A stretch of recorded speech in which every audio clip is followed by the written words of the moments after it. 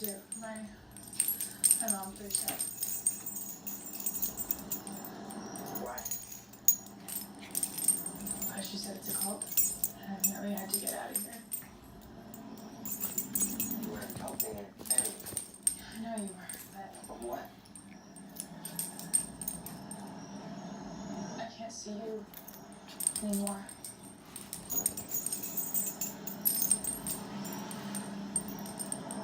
What? My mom doesn't want me to. So my mom doesn't want me to see you.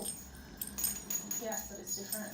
Like, look what's happening with my family. I really need to be there for my mom right now. That's the only thing that makes any sense to me. Everything is so messed up. I really just need things to be normal. I have to go.